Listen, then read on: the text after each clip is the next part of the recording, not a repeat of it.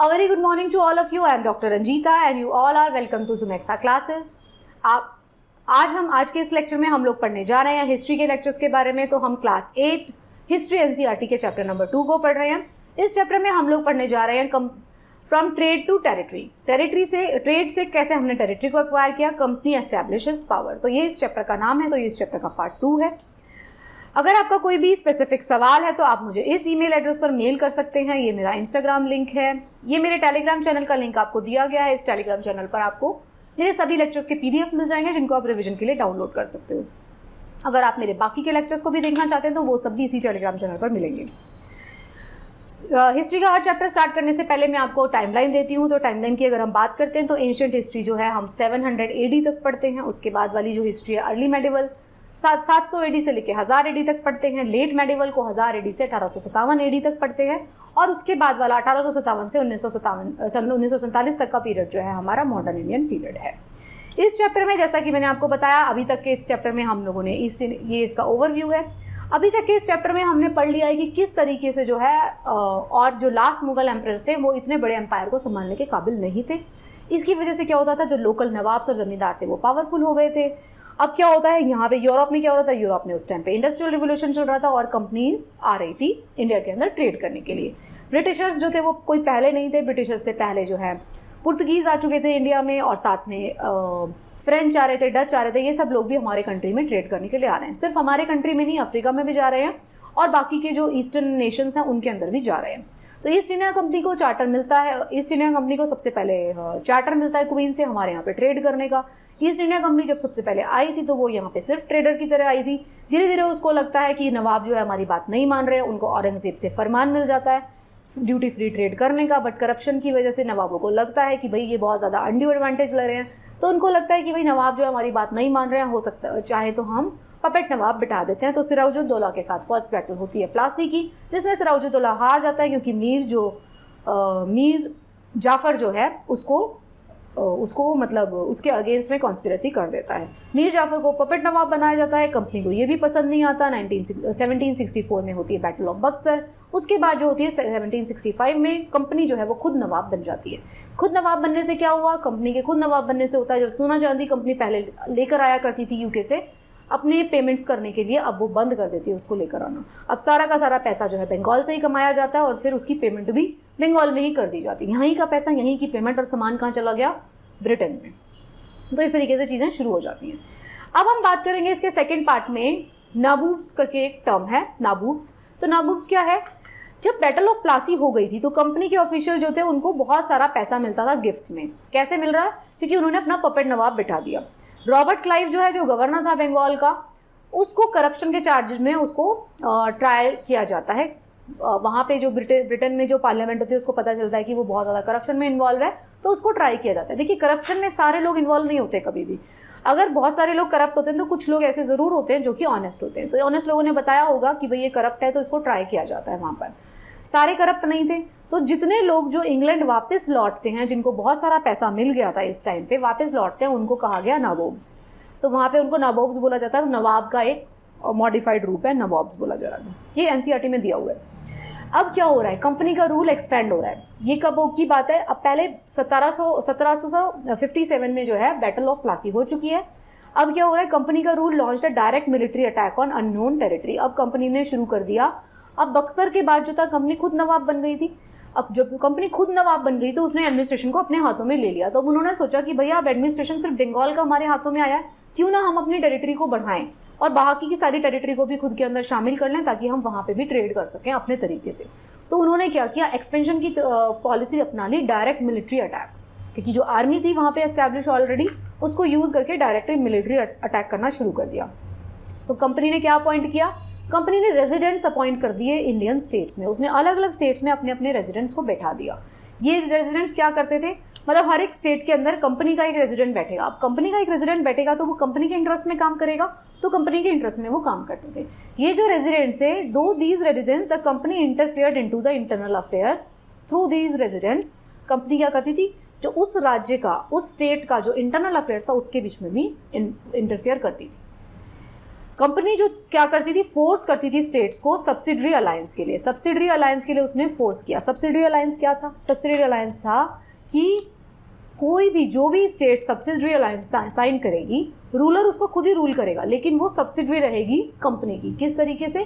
वो अपनी कोई इंडिपेंडेंट आर्मी मेंटेन नहीं कर सकती है, जो भी आर्मी मेंटेन करेगी वो उनके कंसल्टेशन में करेगी। तो सब्सिडरी अलायंस उनको साइन करना था। आप खुद रूल करो, लेकिन आपको जो है सब्सिडरी रहना पड़ेगा कंपनी का। Company maintain the army and the ruler had to pay for the maintenance of subsidiary forces. अब सब्सिडरी अलायंस में खुद की कोई आर्मी नहीं रख सकते आप। जो भी आर्मी रखेंगे वो इन कंसल्टेशन विद कंपनी रखेंगे, और जो वो आर्मी आप रखेंगे उसकी मेंटेनेंस के लिए subsidiary maintenance of subsidiary forces के लिए आपको पे करना पड़ेगा। जो टेरिटरी होगा, पार्ट ऑफ टेरिटरी अगर ले लिया जाएगा, अगर कोई भी रूलर वहाँ पे fail to make the payment, उनके ऊपर काफ़ी सारा चार्ज लगाया गया था, टैक्स की तरह लगा दिया गया था। उनको पेमेंट करनी थी सब्सिडरी फोर्स को मेंटेन करने के लिए। जो भी रूलर वो सब्सिडरी फोर्स को मेंटेन करने के लिए पेमेंट नहीं दे पाएगा, उसकी टेरिटरी को अक्वायर कर लिया जाएगा सब्सिडरी अलायंस के तहत। तो Awadh, nawab of Awadh was force to give half of his territory to the company under governor Richard Wellesley. जो रिचर्ड वेलेस्ली उस टाइम पे गवर्नर था, तो अवध की आधी टेरिटरी चली जाती है क्योंकि वो पेमेंट नहीं कर पाता है। Same happen to Hyderabad too. तो हैदराबाद और अवध की ये जो टेरिटरीज हैं वो चली जाती हैं सब्सिडरी अलायंस के थ्रू। जब वो सब्सिडरी अलायंस साइन कर लेते हैं और पेमेंट नहीं कर पाते हैं, तो आधी टेरिटरी जो है उनकी कंपनी ले लेती है। ये सारी बातें कहाँ दी हुई हैं? क्लास 8 NCERT के। अब क्या हो रहा है नीचे साउथ में? क्या हो रहा है? हैदराबाद की जगह पे टीपू सुल्तान है, the tiger of Mysore. Mysore वाली जगह पे टीपू सुल्तान का वहाँ पे रूल चल रहा है। उसके फादर हैं हैदर अली, तो ये बहुत ही ज़्यादा ब्रेव किंग्स हैं। तो कंपनी ने क्या किया? Company resorted to direct military attack when it saw a state as a potential threat to company's political and economic interest. उन्होंने देखा कि मैसूर जो है उनकी कोई बात नहीं सुन रहा, तो उन्होंने क्या किया? उन्होंने कहा कि भाई हम जो है तुम्हारे ऊपर डायरेक्ट मिलिट्री अटैक कर रहे हैं, क्योंकि वो उनकी किसी भी बात में नहीं आ रहा था, सब्सिडरी अलायंस नहीं कर रहा था। Mysore became powerful state under the leadership of Hyder Ali and Tipu Sultan. Hyder Ali Tipu Sultan के फादर थे, एंड टीपू सुल्तान को आप जानते हैं। तो ये दोनों की जो रूल के अंडर जो है मैसूर बहुत ज़्यादा पावरफुल किंगडम बन गया था। तो Mysore has a profitable trade in Malabar coast. अब मालाबार कोस्ट पे वो बहुत ज़्यादा अच्छा ट्रेड कर रहे थे। Where the company purchases pepper and cardamom. Malabar coast का है, वहाँ से कंपनी का क्या चल रहा है? वो काली मिर्ची और इलायची जो है वो खरीदती है। तो वहाँ पे इनका मैसूर का ट्रेड भी बहुत अच्छा था। तो टीपू सुल्तान ने क्या किया? Stop the export of sandalwood. उसने सैंडलवुड का एक्सपोर्ट को स्टॉप कर दिया। Paper and cardamom through his port. उसने कहा कि भैया मेरे पोर्ट से नहीं जाएंगे, जो जो पोर्ट मेरी टेरिटरी में आएंगे, मेरे पोर्ट से तुम लोगों का ट्रेड नहीं होगा, ब्रिटिश ईस्ट इंडिया कंपनी का ट्रेड नहीं होगा। तो टीपू सुल्तान ने ये सबको स्टॉप करा दिया। ये आप देख सकते हैं टीपू सुल्तान, लॉर्ड कॉर्नवालिस जो है टीपू सुल्तान को इन्होंने के बच्चों को इसने हॉस्टेज बना लिया है। ये पेंटिंग दिखाया जा रहा है। बच्चों को क्यों बनाया गया? क्योंकि Tipu Sultan die while fighting. Okay, तो क्या होता है? He establish close relation with French. अब देखिए फ्रेंच जो है राइवल्स हैं ब्रिटिशर्स के। तो टीपू सुल्तान के बहुत अच्छे रिलेशनशिप थे फ्रेंच के साथ। तो उसी वजह से जो है उन्होंने ब्रिटिश लोगों की कोई बात नहीं सुनी और उनके ट्रेड को भी स्टॉप कर दिया। With this British saw the rulers of Mysore as a potential threat. तो इस वजह से उनको जो लगता था कि ये हमारे लिए पोटेंशियल थ्रेट हैं। 4 बैटल्स होती हैं यहाँ पे। बैटल ऑफ श्रीरंगापट्टनम, जो लास्ट बैटल होती है श्रीरंगापट्टनम की, उसके अंदर कौन मारे जाते हैं? Tipu Sultan was killed and Mysore was placed under the former ruling dynasty. The Wodeyars and subsidiary alliance was imposed.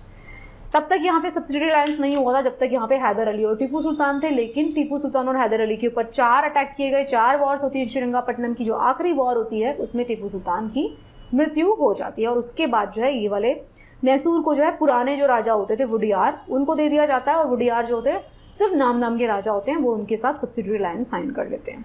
Right, ये था मैसूर में हो रहा था। अब सिमिलरली जो महाराष्ट्र वाला एरिया है वहाँ पे कौन थे? मराठास थे। War with Maratha. मराठास जो थे वो भी the Marathas were defeated in the 3rd battle of Panipat in 1761। अभी मराठाओं के साथ भी वॉर्स चल रही है। जो 3rd बैटल ऑफ पानीपत है उसके अंदर मराठास जो हैं वो हार जाते हैं।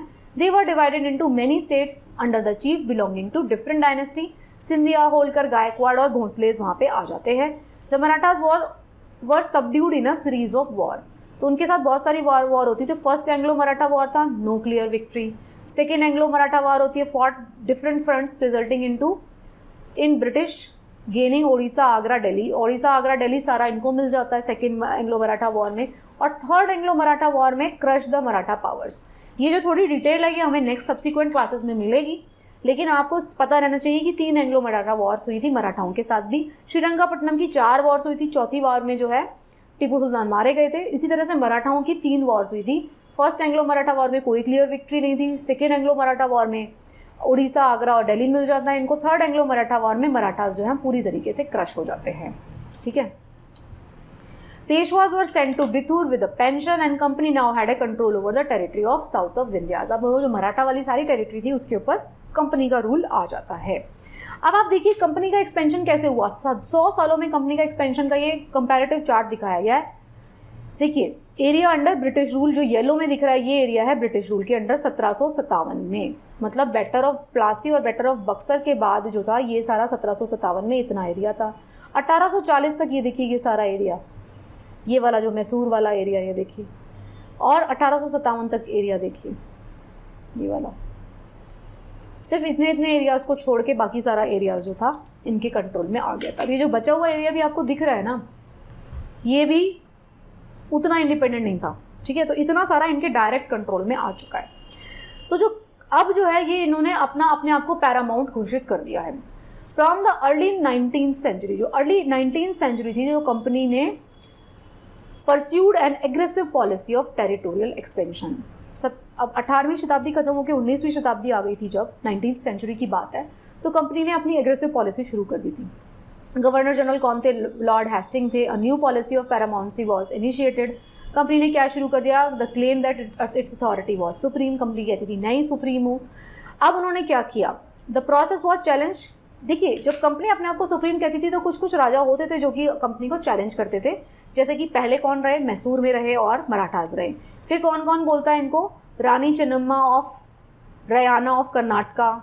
ये रानी चेन्नम्मा ने जो इनको वो दिया, मतलब काफ़ी रेजिस्टेंस दिया। लेट 1830s में British had a fear that Russia would spread across Asia and enter India. 1830 में इनको लग रहा था कि रशिया भी आ सकता है यहाँ पर, तो इनको जो ये फियर लग रहा था, by this fear the company fought with Afghanistan. तो कंपनी की लड़ाइयाँ कहाँ से चल रही है? अफगानिस्तान के साथ। And establish it's control over indirectly on the territory. अभी जो है 1830 के आसपास, क्योंकि ब्रिटिशर्स को डर लग रहा था कि रशिया भी अब एंटर करने वाला है, तो उन्होंने अफगानिस्तान के ऊपर वॉर कर देती है। नेक्स्ट लाइन में कम आता है Sindh and then Punjab. After Maharaja Ranjit Singh 2 battles were fought for Punjab was annexed. Ranjit Singh के को वाले जो पंजाब वाला एरिया उसको एनेक्स करने के लिए वहाँ पे अलग अलग बैटल्स होती हैं और पंजाब को भी एनेक्स कर लिया जाता है। इस पूरी बात में आपको ये बताने की कोशिश की जा रही है कि 19वीं शताब्दी में कंपनी जो क्या कर रही थी, कंपनी अपने बहुत एग्रेसिव पॉलिसीज़ को एक्सरसाइज कर रही थी, बहुत सारी टेरिटरी को अपने अंदर लेना चाहती थी, तो इसीलिए उन्होंने ये सारी पॉलिसीज़ की शुरुआत की। डॉक्ट्राइन ऑफ लैप्स क्या था? अभी हमने एक पहले क्या पढ़ा था? हमने वो पढ़ा था, सब्सिडरी अलायंस पढ़ा था। डॉक्ट्राइन ऑफ लैप्स में क्या होता है? डॉक्ट्राइन ऑफ लैप्स में डलहौजी लेकर आए थे ये, लॉर्ड डलहौजी। उसमें क्या था? That if an Indian ruler died, अगर कोई इंडिया का राजा जो है मर जाएगा, उसका कोई बेटा नहीं होगा, तो उसकी टेरिटरी को हम ले लेंगे without any male heir, then his kingdom would lapse and become a part of the company territory. तो कंपनी की टेरिटरी में उसकी किंगडम जो है शामिल हो जाएगी अगर उसके पास कोई खुद का बेटा नहीं है। तो बहुत सारी किंगडम्स को एनेक्स किया गया। हमने डॉक्ट्राइन ऑफ लैप्स में देखा, नहीं ये डॉक्ट्राइन ऑफ लैप्स है, हमने सब्सिडरी अलायंस में देखा था, अवध और हैदराबाद उसमें उसके विक्टिम्स बने थे। डॉक्ट्राइन ऑफ लैप्स में हम क्या देखेंगे कि किसी का अगर बेटा नहीं है तो उसकी टेरिटरी को ले लिया जाएगा। तो company also took over, Awadh भी ले लिया था उन्होंने, ये वाली झांसी जो है वो भी ले लिया था, ये सारी चीज़ों को ले लिया था। तो ये डॉक्ट्राइन ऑफ लैप्स और ये जो है पॉलिसीज़ जो हैं, जो कंपनी की ऐसे पॉलिसीज़ थे जो कि रिएक्शनरी पॉलिसीज़ रहे, मतलब जो जनता थी वो बहुत नाराज़ थी।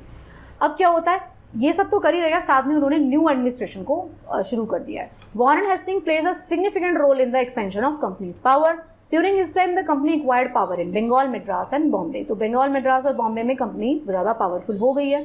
British territories were broadly divided into administrative units called presidencies. अब ब्रिटिश टेरिटरीज को प्रेसिडेंसी बोला जाने लगा। अभी तक जो है कंपनी का होल्ड जो था, अभी तक कंपनी क्या कर रही थी? एक्सपेंशन कर रही थी। अब कंपनी ने क्या किया? एडमिनिस्ट्रेशन को अपने हाथ में ले लिया। एडमिनिस्ट्रेशन में अब क्या होता है? अभी तक कंपनी सिर्फ और सिर्फ बंगाल में लिमिटेड थी शुरू में, तो उन्होंने क्या किया कि बंगाल के साथ साथ मद्रास और बॉम्बे में भी एक्सपेंशन शुरू कर दिया। अब जो कंपनी ने इन जगह को बोलना शुरू कर दिया प्रेसिडेंसीज। तो बंगाल, मद्रास और बॉम्बे तीनों को बोला जाने लगा presidencies. So each was rule by governor. अब हर प्रेसिडेंसी में एक एक गवर्नर होगा। गवर्नर कौन है? Supreme head was called governor general. देखो, एक गवर्नर जनरल होगा सुप्रीम हेड, और उसके अंडर 3 प्रेसिडेंसीज आएंगी, बंगाल, मद्रास और बॉम्बे। तो इन तीनों के अंदर होगा गवर्नर और उनका सुप्रीम हेड होगा गवर्नर जनरल। तो ये जो है शुरू हो गया। तो फर्स्ट गवर्नर जनरल जो था वो वॉरेन हेस्टिंग्स था, और उसके नीचे 3 गवर्नर्स थे। ओके, तो trial of Warren Hasting, he was held responsible for misgovernment in Bengal. Later on जो है उसको वॉरेन हेस्टिंग को ट्राई भी किया गया ब्रिटिश कोर्ट के अंदर, किस लिए? क्योंकि उसने अच्छे से गवर्न नहीं किया।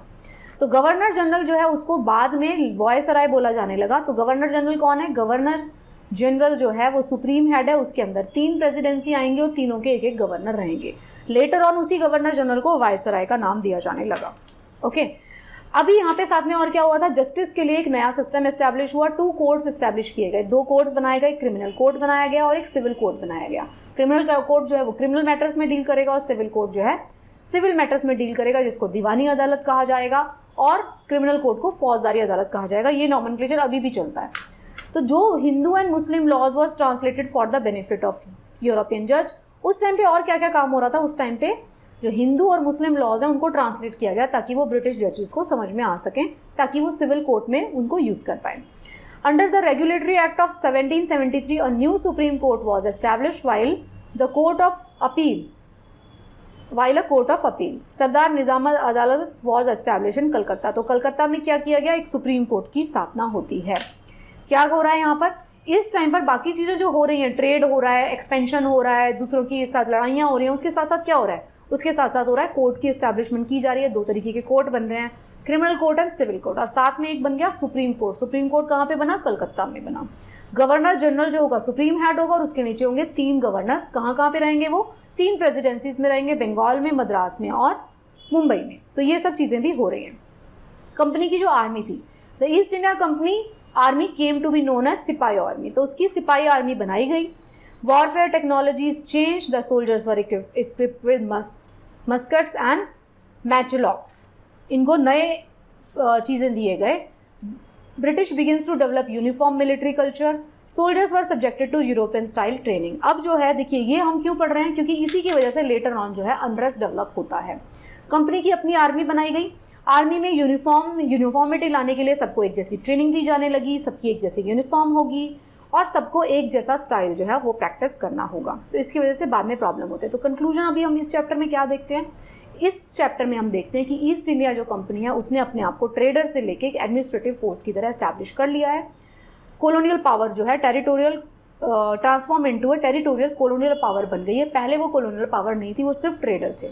The arrival of new steam technology aided the territorial expansion. अब क्या होता था? पहले वो धीरे धीरे आते थे शिप लेके, अब जो है स्टीम टेक्नोलॉजी आ गई थी तो उनके शिप जो है फास्टर आने लग गए थे। Journey in A steam ship reduce the journey time from 8 months to 3 weeks। पहले 8 महीने लगा करते थे ब्रिटेन से लेके इंडिया पहुंचने में, अब सिर्फ और सिर्फ 3 हफ्ते में जो है लोग लंदन से इंडिया पहुंचने लग गए थे। By 1857 the company exercises power over about 63% of the territory. मतलब इंडिया का 60% से भी ज़्यादा हिस्सा जो है कंपनी की टेरिटरी के अंडर आ गया था 1857 की जब क्रांति होती है तब। ठीक है, तो कंक्लूजन में हमने क्या देखा? हमने ये समझा कि जो कंपनी ट्रेडर बनकर आई थी वो हमारा क्या बन गई? कॉलोनियल पावर बन गई। उसने सारी की सारी टेरिटरी को एक्सपैंड करके अपना पूरा रूल यहाँ पे स्थापित कर दिया। जितने भी बड़े बड़े राजा थे जो उसके लिए थ्रेट थे, चाहे वो मैसूर के राजा हों, चाहे वो मराठास हों, चाहे रंजीत सिंह हो, उन सबको उन्होंने किल कर दिया और अपना रूल एस्टैब्लिश कर लिया। जिस किसी को किल करना पड़ा किल किया, जिस किसी ने उनका सब्सिडियरी अलायंस मान लिया उनको सब्सिडियरी अलायंस मान लिया गया, जिस किसी को उनकी टेरिटरी को लेना था डॉक्ट्रिन ऑफ लैप्स लगा दिया गया। तो इस तरीके से उन्होंने अपने आप को फुल फ्लेजेड कॉलोनियल पावर की तरह एस्टैब्लिश कर दिया। स्टीम इंजन ने उनको और ज़्यादा एडिड एडवांटेज दे दिया। अब उनको 8 महीने की जगह पे सिर्फ 3 हफ्ते लगते थे। So that's it. ये चैप्टर नंबर 2 था क्लास 8 NCERT का। आई होप आपको ये चैप्टर अच्छे से समझ में आया होगा। अगर आपने मेरा सिर्फ और सिर्फ लेक्चर को सुन भी लिया है तो आपको बिल्कुल अच्छे तरीके से फैक्ट्स के साथ साथ स्टोरी की तरह कॉन्सेप्ट्स के साथ ये पूरा चैप्टर समझ में आ गया होगा कि क्यों यहाँ पे ऐसा हो रहा था। So thank you so much. इसी तरीके से देखते रहिए and best of luck for your preparation.